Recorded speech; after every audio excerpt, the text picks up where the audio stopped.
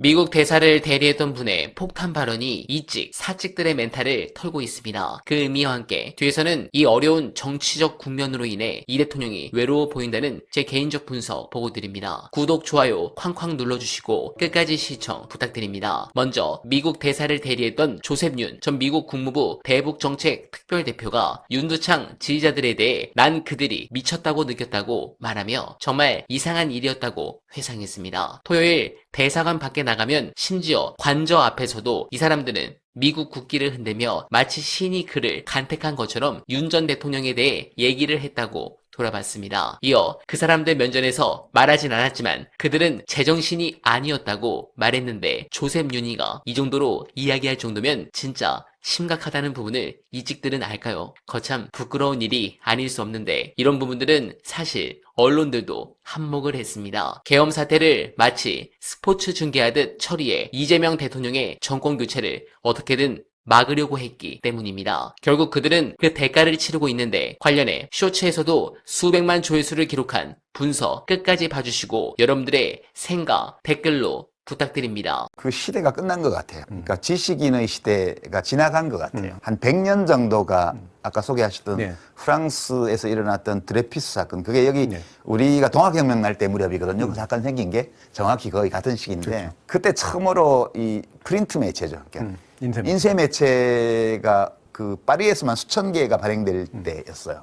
그 이제 늘 언론학자로서 말씀하시지만 100% 정파 언론이었거든요. 그때 그 에밀 졸라가 로로르라는 그 조그만 발행부수 2만 부밖에 안 되던 그 신문에 나는 고발한다를 쓰면서 그 신문이 그 하루에 30만 부 넘게 팔리는 그때부터 시작해서 한 100여 년 동안이 주로 인쇄 매체, 라디오, 텔레비전 이 아날로그 매체의 아날로그 시대의 맨 끝에 있던 그 미디어들 여기가 융성했을 때 그때 정치 체제가 민주주의 체제가 자리를 잡았고 여론 시장이 형성이 되고 그 여론 시장에서 이 미디어를 우리가 지금 올드 미디어라고 하는 이 아날로그 미디어를 통해서 사회 전체를 조망하면서 사람들에게 무엇인가를 얘기해 줄 수 있는 사람들 사회 전체에 대한 책임감을 공유하면서 우리 공동체의 문제에 대해서 발언하는 사람들 이 사람들은 이제 지식인, 인텔리겐차 뭐 이런 말로 했는데 그 시대가 끝난 것 같고요. 지금은 어떤 지식인에게 권위를 부여해서 그 사람의 말을 듣는 게 아니고 평소에 그 사람이 얼마나 유명하든 안 하든 인기가 있었든 없었든 혹은 뭐 사람들이 좋아했든 안 했든 상관없이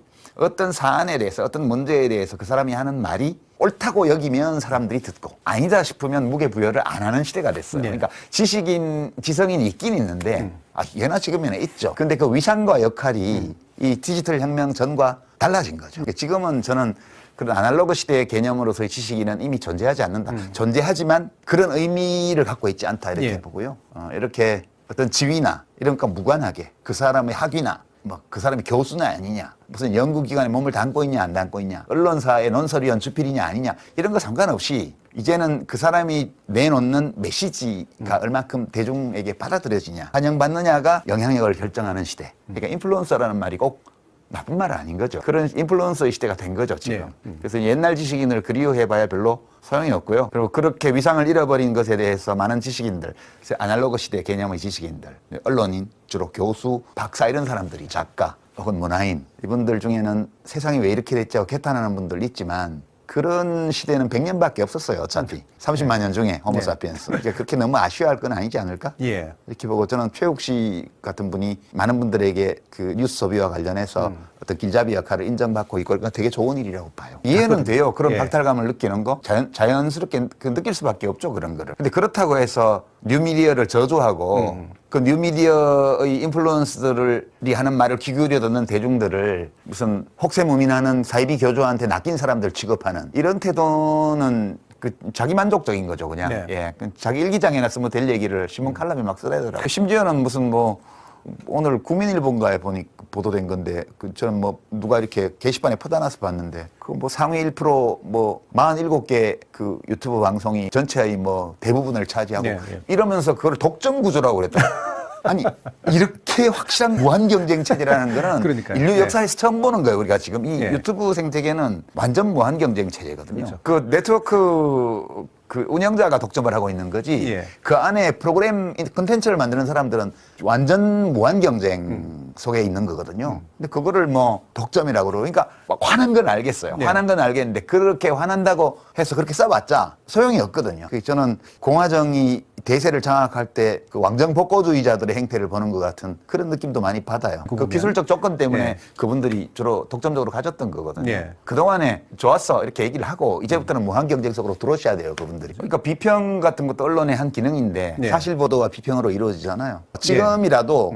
좀 너무 가식적이잖아요. 지금 이제 정편은 말할 나위도 없고 KBS, MBC 같은 공중파조차도 우리 안에 존재하고 있는 이 문제를 정면으로 대면을 안 하려고 그래요. 논의를 안 해요.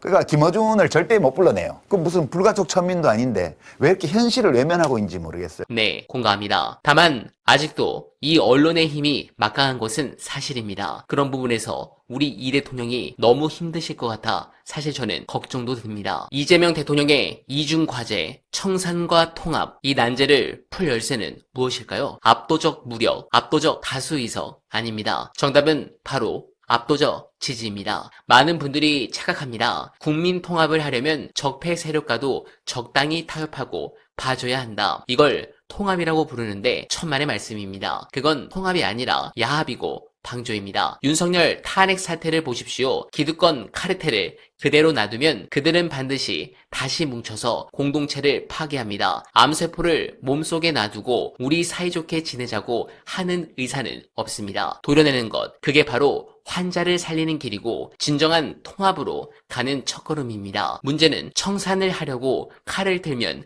저들은 정치 보복이다, 국론 분열이다 라며 저항한다는 겁니다. 이때 필요한 게 바로 압도적 지지율입니다. 대통령 지지율이 60%, 70% 나오면 어떻게 될까요? 저들이 아무리 탄압이다 라고 소리를 질러도 국민들은 콧방귀도 안 낍니다. 즉 국민의 압도적 지지가 곧 개혁의 방패이자 명분이 되는 겁니다. 그럼 그 압도적 지지는 어디서 오느냐? 바로 유능하면서 옵니다. 경제가 살아나고 내 월급이 오르고 주식시장이 불타오르면 국민은 대통령을 믿습니다. 내 삶을 바꿔준 대통령이 하는 일이라면 저 적폐청산도 다 이유가 있겠지, 이렇게 믿어주는 겁니다. 반대로 민생을 망치면 아무리 올바른 청산 작업을 해도 국민은 피로감을 느낍니다. 먹고 살기도 힘든데 맨날 싸움박질이냐라고 등을 돌리게 되죠. 이재명 대통령의 성패는 여기에 달렸습니다. 청산과 통합, 두 마리 토끼를 잡으려 하지 마십시오. 민생이라는 토끼를 압도적으로 잡으십시오. 그러면 청산이라는 토끼는 국민들이 알아서 잡아다 줄 것이고 그 찌꺼기들이 사라진 자리에 비로소 통합이라는 꽃이 필 것입니다. 저는 그 부분을 우리 챔프께서 정확히 보시고 민생에 올인을 하시는데 참모들이 그 부분을 정확하게 숙지했는지는 모르겠습니다. 그런 의미에서 여러분들께서 만든 이재명 정부를 더욱 응원해 주시고 지켜주시길 간절하게 부탁드리며 어날바는 오늘도 최선을 다하겠습니다. 여러분 고맙습니다.